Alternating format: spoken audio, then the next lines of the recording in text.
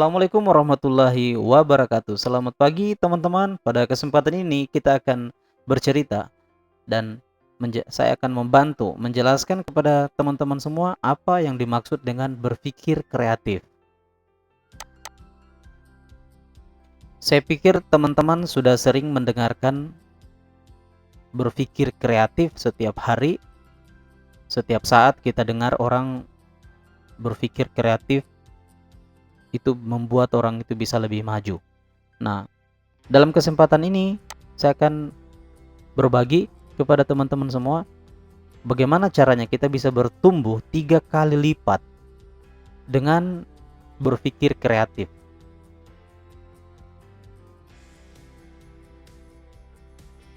Jadi kita bisa berpikir kreatif kalau kita memiliki mindset yang benar.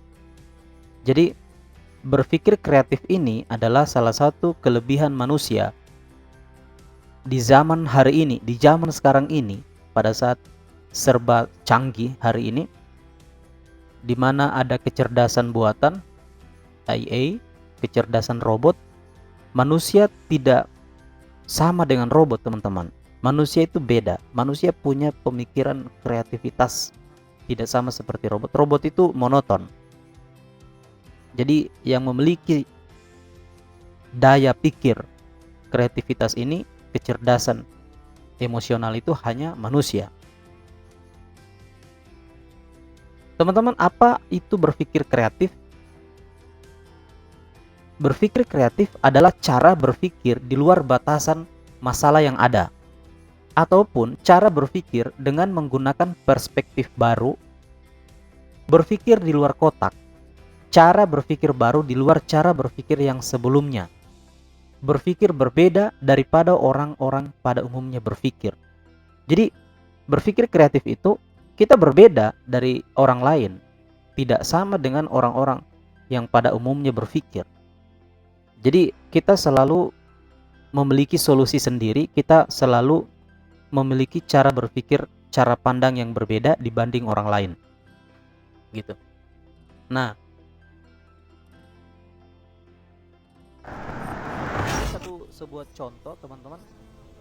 Ada sebuah kejadian, ada dua anak muda yang tiba-tiba mobil depannya itu terjatuh. Nah, gimana solusinya? Kalau kita punya pemikiran kreatif adalah bagaimana caranya kita mencari solusi berbeda. Mungkin kalau orang kebanyakan ini sudah memanggil bantuan dari orang lain, sudah minta tolong. Nah, tapi ini kejadiannya berbeda, mereka punya solusi berbeda. Mereka dengan bantuan batu, hanya sesimpel ini, mereka bisa menyelesaikan masalah mereka dengan cepat.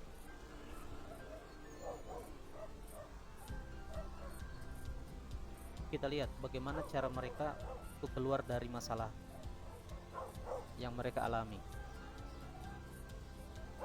Kalau mau dipikir ini mustahil untuk keluar dari kondisi mobilnya, karena ini luar biasa, tidak semudah itu. Nah, itu satu kali gas. Nah, ini yang kedua.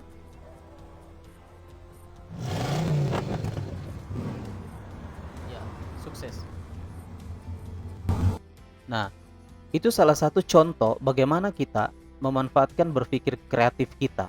Jadi kalau kita berpikir kreatif, teman-teman, sesuatu masalah yang besar itu bisa mudah kita lalui kalau kita melihat dari cara pandang yang berbeda. Nah, jadi semua bukan tergantung pada kondisi. Jadi bukan tergantung pada kondisi, contoh ekonomi, dari kondisi keadaan, contoh lagi ada virus, apa semua itu adalah kondisi eksternal. Saat terjadi pandemi, banyak yang bingung karena mereka merasakan kondisi telah berubah, tidak sama seperti biasanya. Orang biasa akan terdiam, jadi diam, aduh gimana? Karena dia mengikuti arus kebanyakan orang yang bingung, yang melihat masalah dan dia tidak melihat peluang di balik masalah. Nah, orang kreatif justru bertumbuh 3 kali lipat di balik masalah. Kenapa? Apa yang menghalangi orang lain untuk berpikir maju dan kreatif? Kira-kira apa? Yaitu pertama Pak, rasa takut untuk mengambil resiko. Teman-teman, di dunia ini kalau kita melihat orang-orang sukses, orang maju hidupnya, seandainya kita gunakan rasa takut, maka dunia ini tidak akan pernah maju. Contoh, pencipta Facebook Mark Zuckerberg. Pada saat dia mau pengen membangun Facebook, kalau dia punya prinsip takut, seandainya begini prinsipnya, aduh, gimana ya kalau saya bangun Facebook ini? Kalau nanti tidak ada pengikutnya gimana? Kalau orang tidak suka gimana? Nah, akhirnya kalau memiliki alasan terus, banyak ketakutan di masa depan, maka proyek itu yang akan dilakukan tidak akan pernah jalan. Karena takut untuk mengambil resiko. Sementara hidup ini penuh dengan resiko. Kita hidup di atas resiko. Kita harus menerima bahwa hidup ini penuh resiko. Nah, ada orang yang tidak mau berpikir kreatif karena dia sudah terlalu nyaman dengan kondisinya sekarang. Jadi contoh, dia sudah memiliki banyak aset, dia sudah punya, dia merasa posisi dia sekarang sudah oke, sudah mantap. Jadi dia tidak merasa tidak butuh lagi untuk melakukan ide-ide baru. Apa yang saya lakukan di tahun 2020, saya melihat masalah pandemi itu bukan sebagai masalah, tapi saya melihat itu sebagai peluang besar. Waktu itu saya telepon semua leader saya, teman-teman. Saatnya kita bilang saya panen, kita panen. Bisnis kita justru dibutuhkan saat ini. Ingat, uang tidak berkurang, uang hanya berpindah tangan. Karena uang itu kan pada saat dia full di tempat tertentu, ada satu saat dia mengalir lagi. Nah, saat ini menurut pakar ekonomi, uang lagi berputar di daerah. Saya buat satu gebrakan baru saat program Prucinta keluar akhir tahun 2019, teman-teman. Selama saya di rumah, saya membuat tutorial YouTube banyak tentang Prucinta, tentang asuransi. Saya membuat suatu tutorial karena ini menurut saya sebagai personal branding. Saya mendalami program Prucinta serta semua meeting dan trading online via Zoom saya ikuti. Apa strategi yang saya lakukan? Saya putuskan turun gunung dan saya menjual loh. Saya menjual program Prucinta langsung kepada nasabah, merubah cara berpikir saya. Saya yakin ini memang sangat sulit, tapi saya yakin ini juga posisi di mana saya bisa panen. Saya menulis list semua nasabah lama saya yang besar-besar, nasabah prioritas. Kemudian saya melihat yang premi di atas 2 juta dan nasabah premi tahunan itu adalah nasabah prioritas. Semua nasabah tersebut saya telepon satu persatu, mengabarkan kabar baik. Saya tidak peduli, ini paling penting, saya tidak peduli akan keadaan pandemi. Karena saya tahu itu di luar kontrol saya. Saya tidak peduli kondisi nasabah, mau lagi sibuk atau tidak, yang jelas saya fokus menawari produk Prucinta. 100% fokus Prucinta di tahun 2020. Bagaimana strateginya? Saya buat janji dengan nasabah lama, jelaskan perbedaan unit link dan tradisional. Kemudian saya Prucinta adalah program deposito syariah. Saya katakan nasabah ini deposito syariah. Ketemu langsung dengan nasabah, tidak usah peduli akan hasilnya nanti bagaimana. Jadi tidak usah peduli bagaimana hasilnya. Lakukan saja dengan antusiasme. Antusiasme 300%. Nah ini, berpenampilan sangat rapi. Ini yang saya lakukan. Jadi tolong teman-teman, saya yakin teman-teman sudah mengerti bahwa kita harus bekerja di bidang keuangan wajib rapi. Karena ada beberapa leader juga mengajarkan bahwa kita harus berpenampilan mengikuti orang lain berpenampilan. Tetapi itu sudah benar. Tetapi yang paling benar adalah kita jangan terpengaruh dengan keadaan orang lain. Kita harus mewarnai orang itu. Jadi pada saat teman-teman berpenampilan rapi, bersih, antusias, maka orang lain akan tertarik dengan kita. Mereka akan tertarik dengan kita. Kalau kita berpenampilan biasa saja, maka orang tidak ada hal yang menarik untuk mereka lihat dari kita. Tidak usah peduli pada risiko ditolak, ambil risiko itu teman-teman. Karena semua bisnis pasti ada risikonya teman-teman.